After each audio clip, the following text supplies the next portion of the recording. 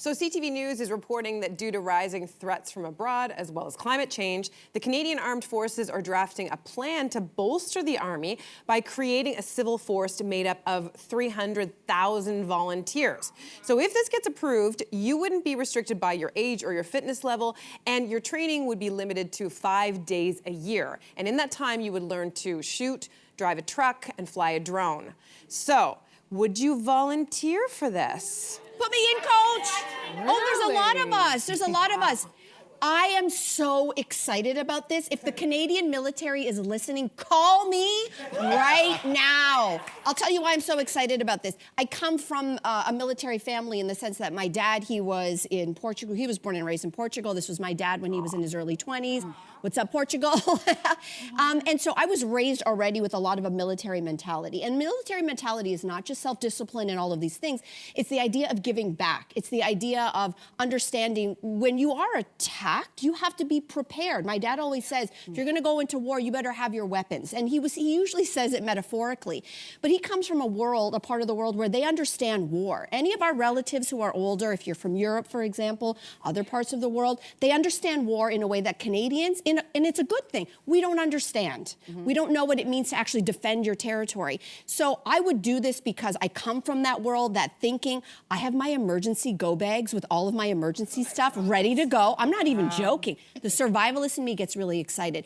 But there's the military part of it. I don't know if we're getting attacked anytime soon. Let's hope not. But we do have another threat, and it's called climate change. Last year alone in Canada, not last year, this year, over 6,000 wildfires were recorded in Canada.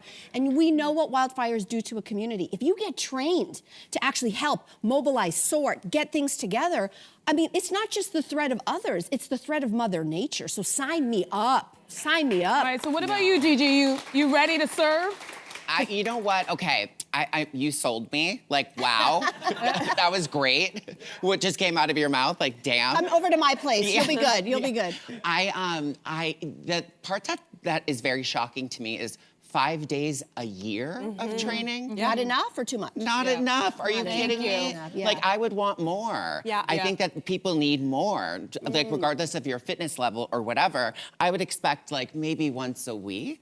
Like, let's get real good. You know what they do in Ukraine? In Ukraine, we know what's happening in Ukraine right now. They do weekend training every single weekend for voluntary forces. Yeah, because this is the first thing I thought about. First of all, am I joining the military? No, and it's not because I'm not a patriotic Canadian, it's just not my ministry. I know myself, I'm better off helping out in the hospitals, I'm better off folding things and serving food. I just know who I am, I don't want to do it. I love that. But I'll tell you something.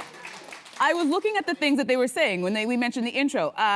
To shoot, to communicate, to drive military vehicles, and to fly drones. I know how to do 2 out of 3 of those things. You need way more than 5 days to know how to do those things properly. And if you're only getting 5 days and perhaps you don't use that skill for how many years, or you think you're gonna remember when it's time for you to be on the front lines, how to use that gun or fly that drone? So part of me feels like, is this just marketing because you wanna say flashy things to get people to volunteer? Because this just doesn't make sense. These are specialized skills that people actually train to know how to do. Also, like, to that point, like, aren't you wondering who's gonna sign up to volunteer? Like, for every Melissa, which is wonderful, like who's incentivized to do this? When you hear flying drones and shooting. Yes, and are they doing like proper mental health checks? Are they actually like doing, you know, again, like investigating why they want to sign up to learn? And I wonder, are they going to also learn about how to de-escalate situations? Like, you know, like not just be trigger happy. That's not like, in the literature. But I want to know all those answers because there's something about this that makes me a little uncomfortable. Like, yes, for all the reasons that you said, I know that we do need to be on guard. But again, to your point, it's not just military issues that are at front. We have a climate change problem. So it's interesting that Sweden is actually doing different things. Their defense strategy involves things like focusing on